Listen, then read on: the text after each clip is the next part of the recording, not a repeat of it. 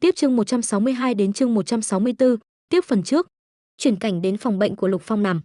Tuyết Mạn vừa gọt táo vừa nói, chuyện của tôi trước tiên sẽ nói rõ, tôi gọt hoa quả này là làm thay chị tôi làm, không phải là tôi thay anh.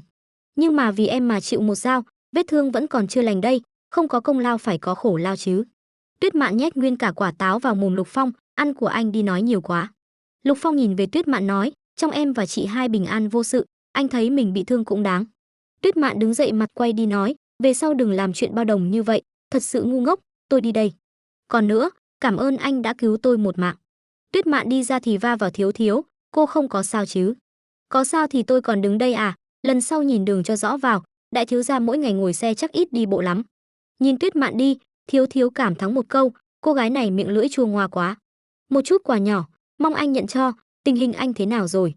Cũng ổn cả, chỉ là nằm nhiều không hoạt động, người hơi cứng rồi. À quên, tôi chuyển lời của ba tôi đến anh, về sau anh có sai bảo gì cứ nhờ nhà họ Liễu. Lục Phong cởi áo bệnh nhân nói, vậy phiền anh đưa tôi đi, tránh khỏi các bác sĩ và điều dưỡng, sau đó tôi muốn đến bất động sản Phong Vũ một chuyến. Thiếu Thiếu thắc mắc hỏi, đến bất động sản Phong Vũ để làm gì? Đi rồi cậu sẽ biết. Cảnh chuyển đến phòng làm việc của Cổ Minh Chí, ở bất động sản Phong Vũ. Tổng giám đốc Lưu, hợp đồng dự án của công ty Lam Lam, sao lại vượt mặt tôi tự ý ký kết, ông phải biết tôi là đại diện đến để giám sát, hay ông muốn là khó Lục gia? Lưu Vạn Quán vội giải thích, cái này là nhân viên mới làm, chưa quen quy trình nên quên thông qua cậu. Tình trạng này tôi không hy vọng có lần sau, cuối tuần báo cáo về tổng bộ, tính tình sẽ không giống vậy đâu. Anh bớt giận, uống miếng nước, đây là sơ sót thôi mà, đừng có tức giận. Cổ Minh Chí cầm lý nước nói, Lục Phong công khai làm trái Lục gia. Bây giờ nhà họ Lục quyết định sẽ không đơn giản khiến cho hắn ly hôn với Kỳ Tuyết Vũ đâu, mà bây giờ hắn phải giao toàn bộ sản nghiệp ra, nếu không. Lục Phong ngắt lời, nếu không thì sao? Cổ Minh Chí đứng dậy nói, được lắm, Lục Phong, bây giờ tôi sẽ liệt kê những vấn đề của anh ra, kháng lệnh của Lục gia, giấu giếm tình hình sản nghiệp, dẫn dắt gia tộc chia bè kéo phái, bây giờ tôi báo cáo lên tổng bộ thì họ sẽ khiến anh phải chết. Lục Phong gãi đầu, oan cho tôi rồi, tôi làm gì có gan làm những việc đáng sợ đó. Nhưng mà tôi đề nghị cậu cứ nói chuyện với cậu ta trước đã. Cổ Minh Chí hốt hoảng, Thiếu Thiếu, sao cậu ta lại tới, chuyện đó không phải đã qua rồi sao? Ồ, tôi nhớ ra rồi, là tên cặn bã này. Mày là người phụ trách dự án xây dựng với Liễu thị, ăn bớt nguyên vật liệu, cắt giảm ngân sách hạng mục để bỏ túi, dẫn đến công trình thi công bị sập, kết quả làm rất nhiều người bị thương. Tuy cứu chữa được, nhưng có rất nhiều người bị thương tật vĩnh viễn, phá hỏng danh tiếng của Liễu thị. Thiếu Thiếu túm tóc Cổ Minh Chí kéo mặt lên, điều do mày gây ra, năm đó tha chết cho mày là do thấy mày còn có một cô em nhỏ phải chăm. Bây giờ em mày cũng lớn rồi, thứ mày thiếu cũng phải trả rồi nhỉ. Mặt Cổ Minh Chí đổ mồ hôi run rẩy, tôi xin lỗi, tôi sẽ rời khỏi đây ngay, không dám đại diện cho nhà họ Lục nữa. Lục Phong mở cửa nói, đi đường bình an nhé. Lục Phong tiến tới bắt tay Thiếu Thiếu khen, nhà họ Liễu quả nhiên danh bất hư truyền.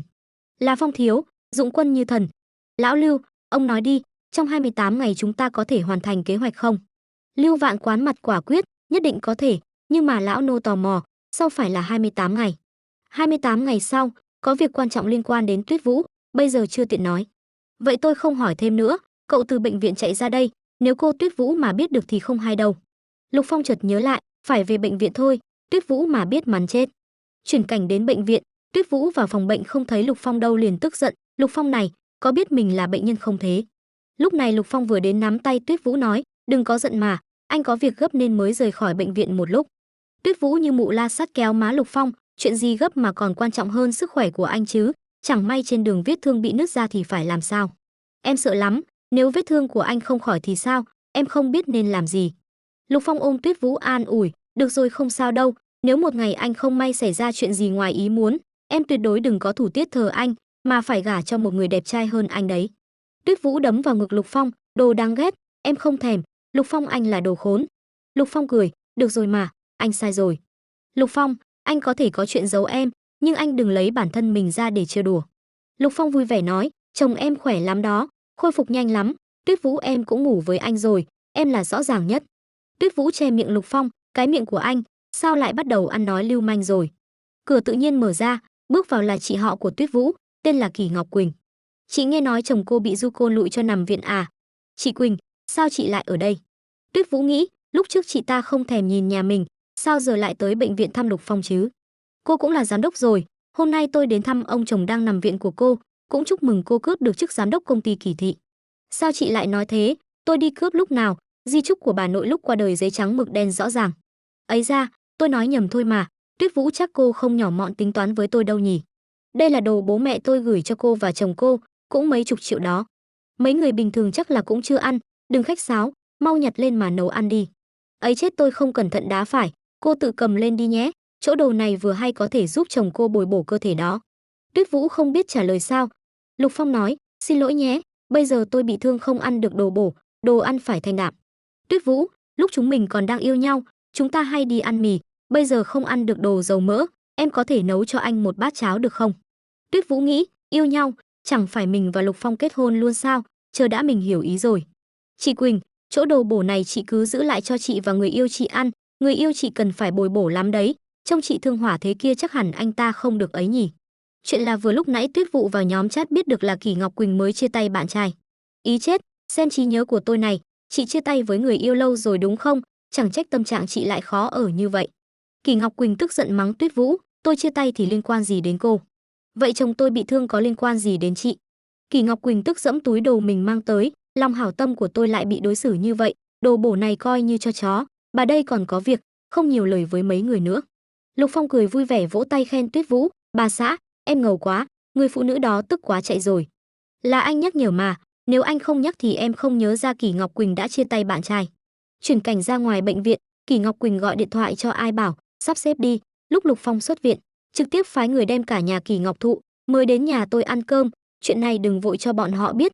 Nói xong thì cúp máy. Kỳ Tuyết Vũ, đây là do cô tự làm tự chịu đấy, không ngờ cô dám chọc vào tôi, vậy đừng hỏi sao nước biển lại mặn.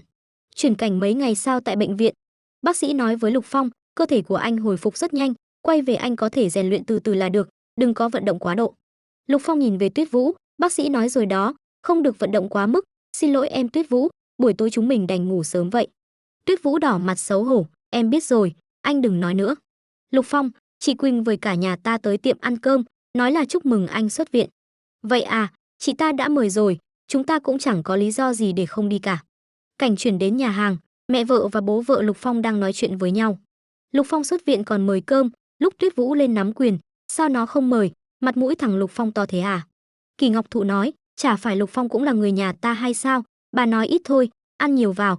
Ông còn quản tôi chắc, lão già này. Kỳ Ngọc Quỳnh vui vẻ nói, hôm nay chồng của Tổng Giám đốc Tuyết Vũ của chúng ta thuận lợi xuất viện, cần phải chúc mừng ra trò. Phục vụ lên món đi. Mẹ vợ Lục Phong nhìn thấy liền tức giận nói, hình như cơm này thiêu rồi, rau còn có sâu nữa. Kỳ Ngọc Quỳnh, cô có ý gì? Cô mời chúng tôi ăn cơm, là ăn thứ này sao? Ấy ấy, là Lục Phong nói mà, cơ thể cậu ta cần ăn thức ăn thanh đạm, chỗ thức ăn này chẳng phải phù hợp nhất rồi sao? Không giống như tôi, mỗi ngày đều ăn bảo ngư vi cá đến phát ngán.